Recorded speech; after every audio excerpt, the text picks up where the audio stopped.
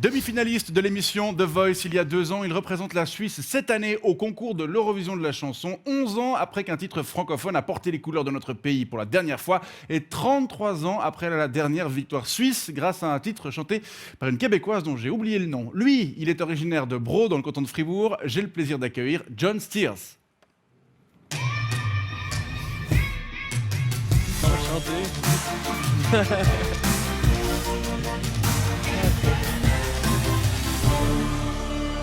Bonsoir, bienvenue, merci d'avoir accepté notre invitation. Merci. Comment ça va ? Ça va super bien, je suis content d'être ici. Nous, on est content de vous accueillir également. John Steers, c'est votre nom de scène, Les larmes de John, votre vrai prénom. Vous êtes quelqu'un de globalement triste ? Non, mais en fait, quand j'ai commencé à chanter, le déclic, ça a été quand j'ai chanté pour mon grand-père sa chanson préférée. Ouais. Et il s'est mis à pleurer. Puis c'est vrai que moi, j'ai grandi avec une éducation où il y a ce côté, mon grand-père albanais qui doit montrer que c'est... On pleure jamais. Voilà, exactement. Et du coup, je me suis senti vraiment comme un super-héros parce que j'avais 8 ans et je vois mon grand-père pleurer et je me dis, waouh, j'ai un super pouvoir, il faut que je continue à faire C'est ça. pas forcément des larmes de tristesse, ça peut être des larmes Exactement. d'émotion. Exactement. Vous auriez dû déjà participer à l'Eurovision l'année passée. Ensuite, on connaît l'histoire, pandémie, édition annulée. Vous êtes de retour cette année avec ce titre.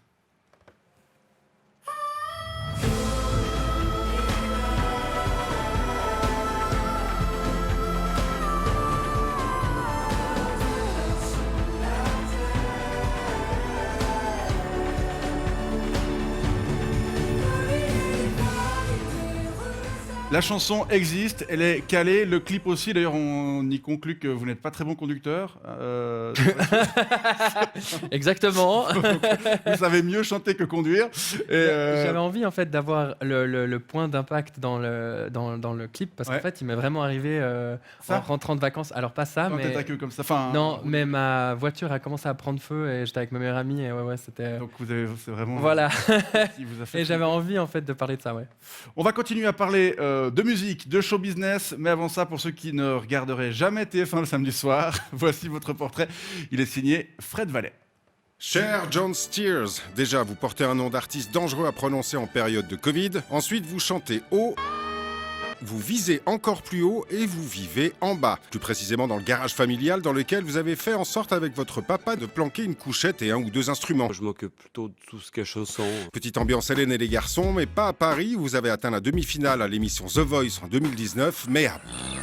Le choc des mondes. Il faut dire que les télécrochets, c'est une partition que vous connaissez par cœur. En France, en Suisse ou encore en Albanie, terre de vos parents, un pays dans lequel vous atteindrez même la première place des charts avec le morceau Babi en février 2019. C'est pas mal pour un gamin de 22 ans qui a grandi dans une famille peu mélomane et qui n'avait aucune passion jusqu'à l'âge de 11 ans. Et puis, une fois un peu gêné de ne pas avoir de grands rêves à part devenir prof de primaire, vous tentez le piano, puis le chant, doucement tiraillé entre la rigueur du grand Bach et la frivolité du petit écran. C'est votre force d'ailleurs, nourrir le grave avec des aigus, injecter un peu de vertige dans une atmosphère rivée au réel. Surtout que vos attaches musicales pas tout à fait indie mais pas vraiment variettes non plus, ça peut perturber. On sait jamais si on doit avoir honte de vous adorer ou être fier de vous taquiner. Et histoire de rajouter une couche de confusion, vous kiffez Céline Dion mais aussi David Bowie et vous reprenez Notre-Dame de Paris dans un concours cathodique en Albanie alors que vous avez à peine 11 ans. C'est audacieux. Semble soudain porter la croix du genre humain. Bref, John Steers, vous brouillez les pistes, mais une chose est sûre, vous avez un paquet de talent, un truc bien à vous et une vision.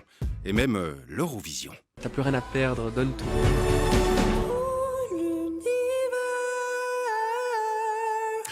J'ai le plaisir d'accueillir un autre musicien autour de cette table, Klaxon, du duo de chansons à texte Klaxon et Muller. Bonsoir. Bonsoir. Vous connaissez John Steers ? Ouais, je crois que j'avais une fois à la télé chez ma vieille voisine qui a encore une télé.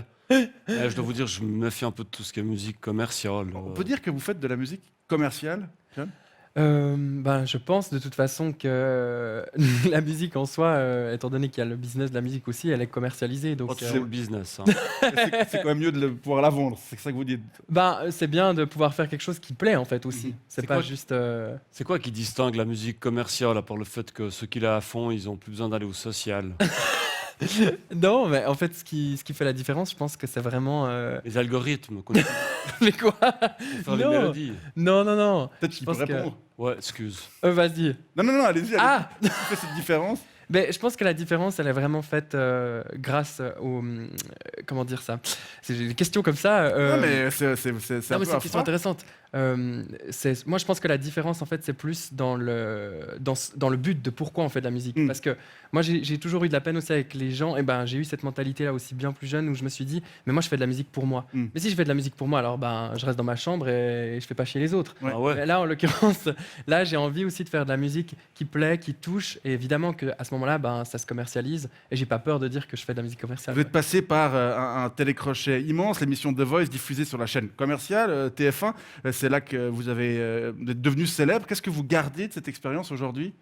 Ben, beaucoup de positifs et beaucoup de négatifs, un peu des deux, quoi. Enfin, Alors allez-y, dites-nous. Un truc super positif, un truc super négatif. c'est une expérience incroyable, très riche dans le sens où il y a tellement de choses en tellement peu de temps. Comment apprendre à gérer une scène, comment véhiculer une image qu'on a envie de véhiculer à travers une image. C'est sympa, Jennifer. Elle est incroyable. Je trouvais qu'elle était vraiment... Incroyable quoi? Incroyablement. Ah non, je trouve qu'elle gentille, elle est drôle. vraiment, elle est drôle, elle est super drôle en Mhm. vrai, et elle est très franche. Elle dit vraiment tout ce qu'elle pense, et en fait, je pense qu'elle a tellement été Ouais. cassée dans cette émission Ouais. des fois qu'elle Alors, n'ose pas toujours dire ce qu'elle Vous dites un pense. truc négatif, justement. Alors, le truc négatif. Ben, des fois, c'est un peu compliqué. On se retrouve à faire des interviews qui durent, on va dire. Souvent, il y a des gens. Quoi, 30 secondes. Non, j'entends les gens qui disent oui, mais on les voit tout le temps pleurer. Bah, des fois, on se retrouve à faire une interview qui peut durer peut-être 1 heure et on va aller chercher, creuser. Ah, et on creuser, regarde, vous savez, creuser. hein, vous avez une expérience aussi, vous, Non. d'interview. Vous avez jamais interviewé au festival? Moi, on coupe jamais mes interviews. C'est que sur des web radios que je fais des interviews. Julien Clerc, il est sympa. Bah, elle est très gentille. On voit Euh, qu'il a 73 ans. Non, franchement, je trouve que c'est quelqu'un de très dynamique. Mm. Après, Mais même c'est- quand il a c'est pas de quelqu'un maquillage, vous voyez. Parce que c'est comme mon père. Mon père, il fait plus vieux que lui. Mais vous l'avez déjà vu son maquillage? Alors, je crois pas. Je pense que Mais son c'est quelqu'un- maquillage. Ouais. Très bien entouré. Et c'est drôle parce que justement, il ramenait des fois ses amis sur le plateau. Ils sont vieux aussi. Non, mais un jour, il y avait Jean-Paul Rouve avec son fils. C'était chouette de le voir, de le croiser dans les couloirs parce que tu te dis quoi? Vous avez déclaré que ce soit de la joie, de la tristesse ou de la mélancolie, je souhaite toucher les gens de toutes les manières possibles. En musique, ces émotions, elles passent plutôt par la mélodie ou par les paroles de chant? Par les deux. Bonne réponse. Non, mais Non, qu'est-ce qui est par pour les vous, deux. une chanson qui vous fait hérisser les poils, par exemple, ce serait laquelle ou quel genre? Alors, si on me pose la question à moi, directement, je pense que moi, personnellement, ce qui me touche d'abord, c'est la mélodie. Mhm. C'est l'intelligence des mélodies. Après, évidemment, le texte vient après, mais après, ça dépend complètement des gens. Il y a des gens qui sont beaucoup plus touchés d'abord par le Pour texte. vous, c'est ça, c'est la mélodie. Moi, c'est d'abord la mélodie. Et vous? ouais. Moi, c'est clairement les paroles, mais je veux juste dire, toucher les gens, je trouve qu'en période de pandémie, c'est pas forcément a priori Non. à propos comme expression. Bien sûr. Mais à propos de paroles, je voulais savoir, vous avez voulu dénoncer quoi comme injustice avec tout l'univers, comme chanson? C'est quoi le propos, le combat derrière? Mm. Cette chanson, d'abord, on l'a écrite en anglais. Elle s'appelait Ground Zero. Et en fait, Pour dénoncer le 11 septembre.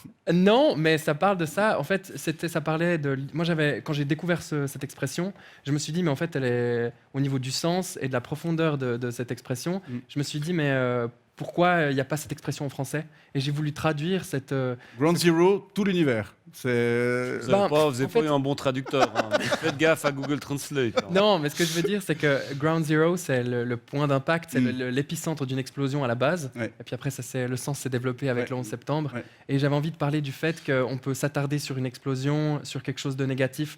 Et moi, ce que j'avais envie de dire, c'était quand quelque chose d'aussi dramatique arrive, il faut essayer, même si c'est très dur, de pouvoir voir après ce qui va arriver. Après l'accident de voiture. Exactement. Et c'était un peu. Puis l'idée Mika, de- il est sympa. On va parler de Xavier Michel, qui est, C'est son vrai nom, Mika.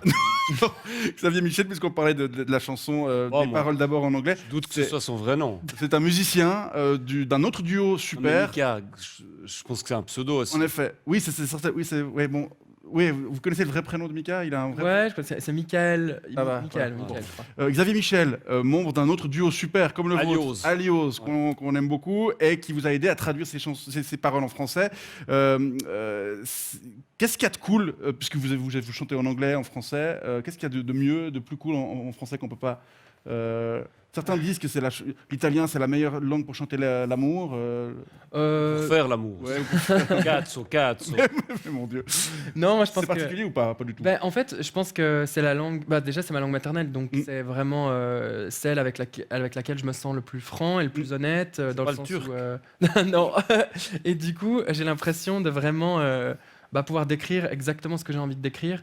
Et très souvent, en plus, quand on compose une musique, l'objectif qu'on a, c'est de faire ressentir ce qu'on ressent et autant le traduire avec la volonté, on va dire, qu'on a envie avec les mots qu'on a envie d'utiliser, quoi. Puis bon, Bah, c'est justement, sympa- Mickaël- c'est sympathique parce que c'est assez modeste. Quand on chante au français, on est sûr qu'on va pas faire un tube mondial aussi. Non, c'est vrai. C'est vrai. Ce qu'il y avait dans la C'est tête pas de vrai. Michael Il n'y a von pas der... beaucoup de tubes mondiaux au français.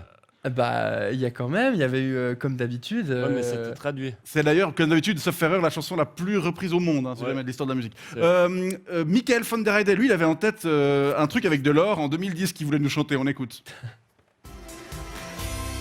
Il pleut de l'or chaque fois que tu me parles d'amour. Il pleut de l'or en s'en partant pour faire le Ça, Voilà. c'est la dernière chanson En français. en français pour représenter la Suisse à l'Eurovision. Sauf erreur, ils étaient arrivés 17e sur 17 avec 2 points. Vous espérez faire mieux? Ben, j'espère. J'espère. Franchement, Michael von der Heide, c'est la honte, quoi. 2 points, non, mais franchement. Pourquoi? Mais 2 points, quoi. Ouais, tout point, mais bon. C'est nul, tout oui, point. mais il a fait ce qu'il a pu. C'est Rapidement, ça. parce que le temps file très très vite. Les règles du concours, vous pouvez nous les rappeler, si vous arrivez à nous les résumer. Alors, Ouf, c'est. alors là, on n'est pas... Si vous l'interrompez, c'est sûr qu'on va pas y Franchement, arriver. c'est ça. C'est compliqué. Bah quoi. alors, les règles du concours, c'est simplement que le public, c'est-à-dire de chaque pays, va voter pour Européen. exactement. Européen va voter pour le pays Qui préfère? qu'il préfère. Ouais. Évidemment, le pays ne peut pas voter pour son pays. Ouais. Et le jury va voter pendant les répétitions. Donc, Pas pendant le direct. Enfin, non. non. Donc, ce qui fait qu'en fait, on a vraiment, il y a on voit tout en fait, dans le Ouais. sens tout est noté. Donc, je Vous pense devez que être bon c'est- tout le temps, quoi. Exactement. Ouais. Ouais. Votre ambition, donc, c'est quoi? C'est pour être plus que 2 points, mais c'est quoi? C'est gagner? Vous y croyez? Vous avez... Moi, j'aimerais vraiment. Moi, je me dis toujours que quand on arrive dans les 3 premiers, on a démontré quelque chose de qualitatif.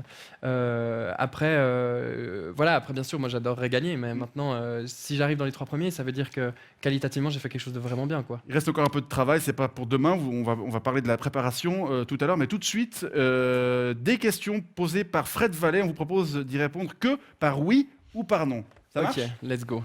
C'est parti. Bonsoir John, ça va? Mais ça va? Et vous, ça va bien? Oui. Est-ce que vous avez toujours eu cette voix aiguë? Oui. Est-ce que vous gardez toujours invariablement un petit bout de chanson où vous pouvez aller dans les aigus? J'ai pas compris. Pardon. Si vous composez, est-ce que vous gardez toujours un petit bout pour être forcément dans les aigus? Non. Est-ce que vous pensez que votre voix aiguë fait beaucoup dans votre succès? Oui.